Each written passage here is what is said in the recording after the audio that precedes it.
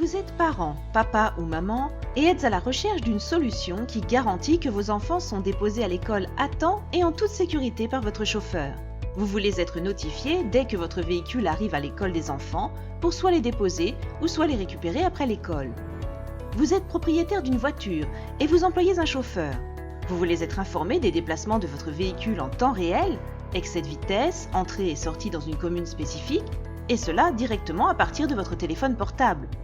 Vous êtes chef d'une entreprise de transport des biens, de marchandises ou des personnes et vous voulez être notifié en temps réel des mouvements de chaque véhicule de votre charroi automobile sans avoir à appeler le chauffeur. Vous êtes à la recherche d'une solution qui vous envoie automatiquement chaque semaine la feuille de route de votre véhicule. Vous êtes de la diaspora ou êtes à l'étranger et vous voulez suivre les déplacements de votre taxi ou votre véhicule au pays. Manutrack, leader du GPS en République démocratique du Congo, est la solution. Nous sommes spécialisés dans la vente et l'installation des balises GPS de haute qualité qui vous permettent de suivre les mouvements de votre véhicule, quel que soit l'endroit où vous vous trouvez, et cela à des prix défiant toute concurrence. Appelez-nous dès maintenant au numéro suivant 243 907 463 170 243 858 340 728 243 810 052 222 ou contactez-nous par email à l'adresse suivante info@manutrack.cd. Choisir Manutrack, c'est choisir la sécurité. Mbote ya balandi nyonso tu ya émission na bino tokundula liboso na bino ezali Nzita Loketo Léon comme habitude kaka ndenge na lobaka mingi tolo na potolia voma totonga potovanda.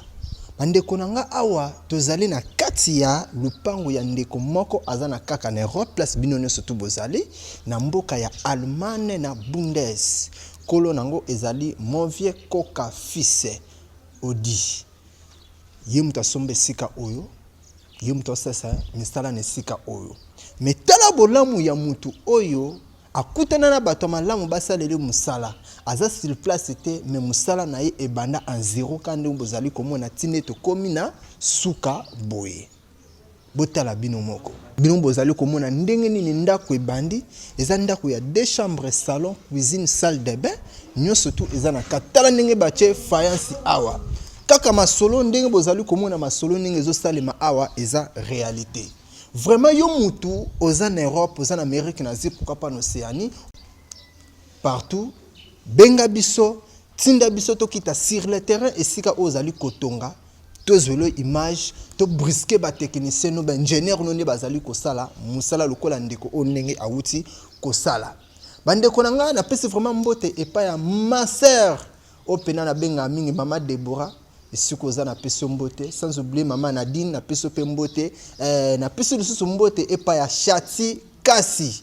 Na peso vraiment mbote Nancy na Suisse na peso mbote. Sans oublier maman Zizali Kanzele aux États-Unis d'Amérique na Dallas.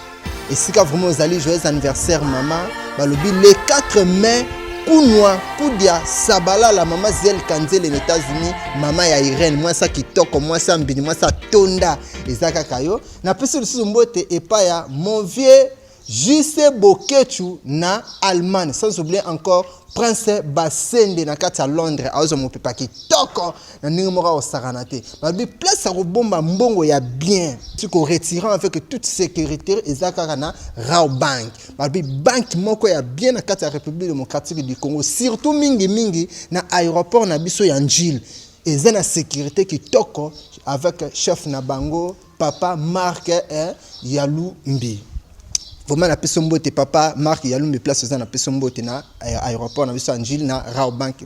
Vraiment c'est Nzita Loketo. Biso nyonso tout benga mingi mama Pierrette Bachinde na mama Jenny Jasmine, Balbi Jasmine esiko zali na kati ya Dubaï, 3 fois boss hein la Zaïroise quoi. C'est votre simple serviteur Nzita Loketo Léon. Awa toza na commune en Sele. Toza vraiment en face à cité maman Olive.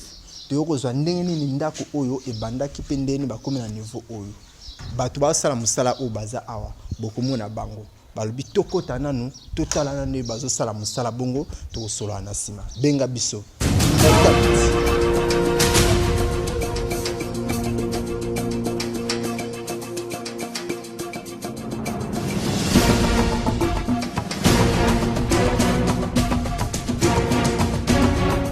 Comment a tozak? Atona komina nsele. Tona commune en Sele. Bongo mukolo lupango azak. Azara ata En Europe. Sikoyo musala o bosala ngondeni mukolo nango azate, vuma bosala ngondeni. banonga ni fomo wa mkia sinda bambongo na. Atina bambongo na. Mais ye mona na tikala mona ndako na ete. Nano mona ye kutute. Sinda ko ndenge tongami boye mukolo ona no akomate.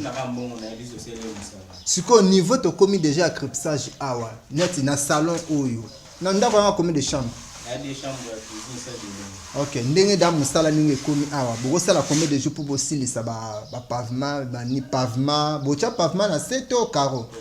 Bocha carreau bon crépsage ça ne combien de jours pour bosili ça. Crépsage pour aussi ça on lobi. Siko conseil nini oyo kopesa pona batu nyonso to bazana ba poto, bazana ba pangu awa mais bazozanga moya kotonga pona confiance ezate nini pena oyo koloba. Conseil na kopesa na bandeko bazana mitila poto. Pesa ma confiance na mtu oyo wotikile musala atala mu malamu.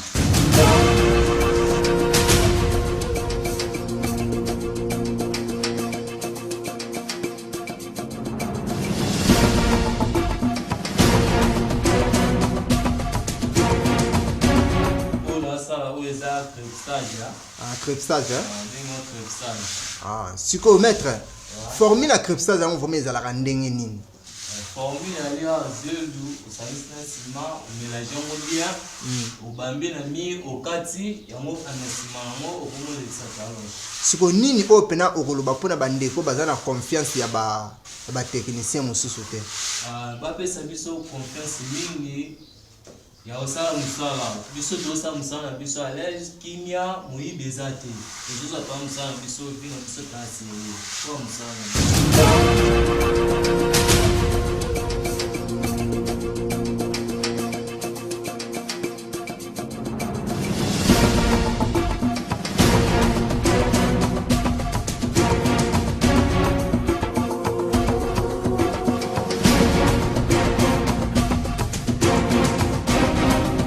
Yoki bino moko intervention bandeko o baza kuna ni bazo sala misala siko atoleki na ndenge ya sima tokutana na maître na bango mutu atongi ndako abanyango de zéro tinenge komi boye o atie ba faïence kuna liboso ndenge pe bozo mona atoza na douche ekozala koto yango bazotia déjà carreau faïence déjà yango bazotia faïence akati et puis batie da carreau.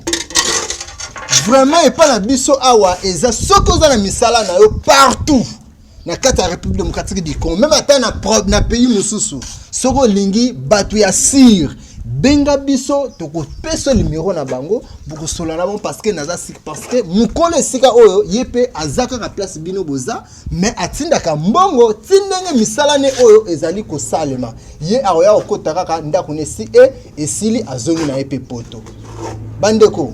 Bon monde nini bache faïence na mire et vandi kitoko ndenge nini pe bazotia faïence na mire awese ndenge ezopesa kitoko bino nyonso tout place boza na beti lisusu ete bobenga na yebi ke non bokoma déjà desi na bandeko na bino ndenge balia bino mbongo ndenge bakosa bino ndenge batindela bino bafoto ya batu misusu ndenge pe bandeko na bino basalisa misala esila te ndenge pe bandeko na bino escroka bino ke azotongelo ndako nzoka pe atonga na ndako na ye lokola ndeko oyo koka fils aza na Allemagne ndenge pa lingi apesa biso confiance tokita sur le terrain tokuta na bato ndenge bazosala esika oyo nano aya Kinshasa te po aya kotala musala na ye me ndenge musala nezoleka ndenge ye pe azolanda biso. Maître bonjour oko poussa moi muke po bandeko bamona na ndenge za bonjour maître. Bon bonjour papa. Bonne santé. Santé kimia. Maître vraiment tozapi.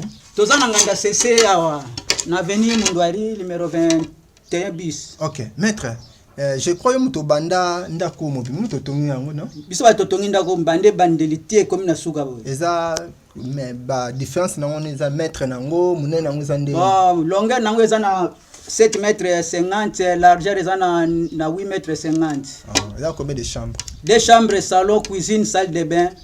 Baza o vérifier musala na bango siko faïence yo pe muto che faïence ngam na plakango banda libanda tikati tina we sawa siko maître ndenge ozo sala boye par exemple muto abengi yo que non naza na posa ndenge osaleli ndeko oyo osalelanga pe est ce que oza na temps wana to te? Bon, soki mutu abengi ngai na okende na verifie nanu parcelle yango ndenge ezali tosali masolo soki esimbi tosaleli ye. Sikoyo nde bosalaka boye badifficulté nini bokutana nango? Bon, kota badifficulté donc eza mwa ebele peut-être po eza na banino mosusu bachante mosusu tokendaka me bobandile mosala bien ekokoma ntango ya mbongo akomobinisa bino lobi wana omonake bon ala longo omonaka ke mosala wana donc mais esilaka te po soki lelo biso tosali yo mosala pesa biso mbongo na biso yo okomi okosokosa biso toya su te. Sikoyo tant oyo ozotonga soko bandi de fondation ti okomi na élévation wana ezala prix mosusu bongo banda fondation ti élévation ya prix mosusu. Bon soki oye na niveau ya carreau prix mosusu niveau carreau te yebani nango tozwaka ngo par mètre carré ebongo faïence nyonso wana ezaka par mètre carré ebongo crépsage mpe eza prix mosusu. ok wana soki donc tolandaka ngo étape par étape fondation élévation bokomi na crépsage wana eza donc ndako eza na masolo moko na moko bobandeli na fondation bokomi na élévation bokomi na crépsage bokomi na carreau donc eza étape par étape. sikoyo ndenge eza boye so moto alobi na mbongo nanga diku bopese devis biloko ne nyonso tu apesi mpe na mbongo ne diku ndako par exemple il y a 2 chambres salon cuisine salle bon soit 3 chambres salon cuisine salle de bain et ko sala combien de mois pour bossi sa otonga mbongo ne nyonso tu eza biloko ne nyonso tu pesa so biloko ne eza prête nyonso eza prête.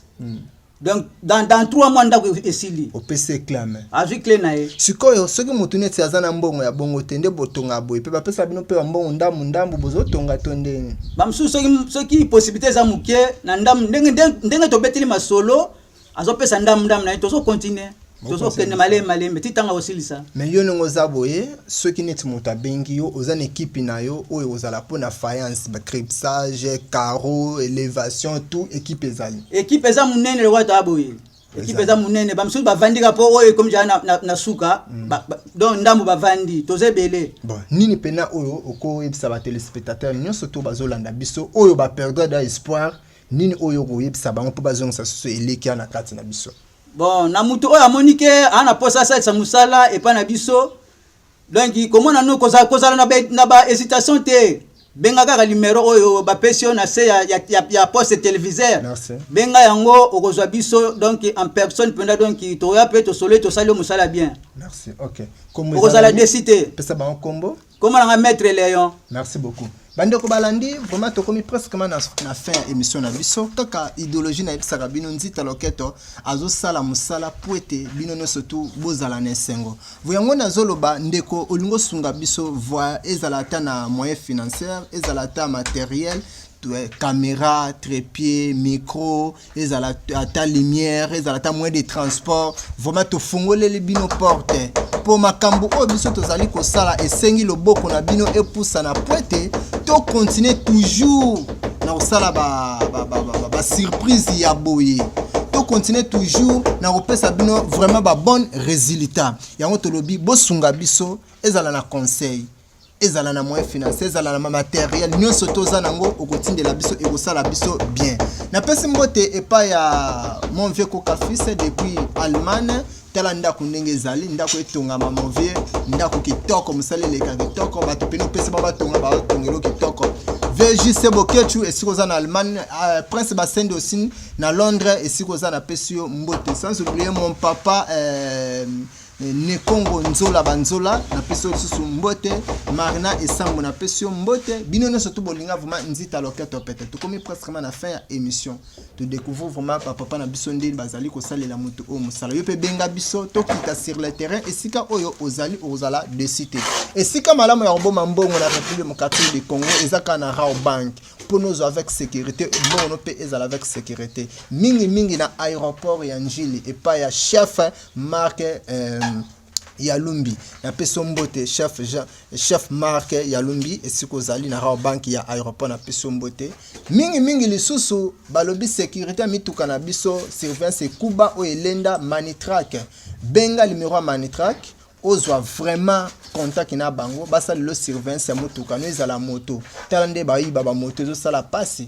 tala ndenge bachauffeur bazokosa bapatron ozosala pasi yo patron oza na mutuka na yo olingo kata lokuta ya bachauffeur benga Manitrack bapeso badetail nyonso tu okota toujours eza surveillance ya mituka par GPRS yo mpe olingo kende Dubai oza na place ya kovanda te contacte PHB Cargo numéro nango eza na obengi PHB Cargo baosala nini bakoyamba yo na Dubai bakologe bakotambwisa bisika nyonso tu olingo somba biloko bakotika yo sombi biloko bakangeli yo na conteneur soit 40 pieds soit 20 pieds allez bachelo na mai 45 jours eza na kati ya Kinshasa olingo somba pe appartement na Dubai toujours na PHB Cargo basombelo appartement olingo poti na mbongo na Dubai sans que hésitation basalelo demande nyonso tu tinaka na PHB Cargo ezawa disponible déjà na kati ya Dubai compagnie moko ya kitoko business ya kitoko mosaleleka kitoko Mama Pierrette Bachinde esiko zali na Dubai mokolo ya PHB Cargo na Mama Jasmine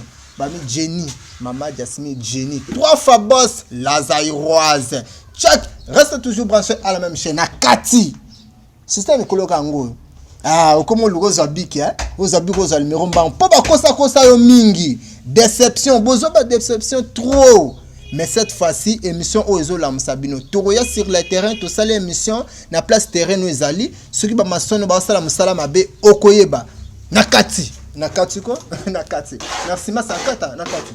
Vous êtes parent, papa ou maman, et êtes à la recherche d'une solution qui garantit que vos enfants sont déposés à l'école à temps et en toute sécurité par votre chauffeur. Vous voulez être notifié dès que votre véhicule arrive à l'école des enfants pour soit les déposer ou soit les récupérer après l'école. Vous êtes propriétaire d'une voiture et vous employez un chauffeur. Vous voulez être informé des déplacements de votre véhicule en temps réel, excès de vitesse, entrée et sortie dans une commune spécifique, et cela directement à partir de votre téléphone portable. Vous êtes chef d'une entreprise de transport des biens, de marchandises ou des personnes et vous voulez être notifié en temps réel des mouvements de chaque véhicule de votre charroi automobile sans avoir à appeler le chauffeur. Vous êtes à la recherche d'une solution qui vous envoie automatiquement chaque semaine la feuille de route de votre véhicule. Vous êtes de la diaspora ou êtes à l'étranger et vous voulez suivre les déplacements de votre taxi ou votre véhicule au pays. Manutrack, leader du GPS en République démocratique du Congo, est la solution. Nous sommes spécialisés dans la vente et l'installation des balises GPS de haute qualité qui vous permettent de suivre les mouvements de votre véhicule, quel que soit l'endroit où vous vous trouvez, et cela à des prix défiant toute concurrence. Appelez-nous dès maintenant au numéro suivant 243 907 463 170 243 858 340 728 243 810 052 222 ou contactez-nous par email à l'adresse suivante info@manutrack.cd. Choisir Manutrack, c'est choisir la sécurité.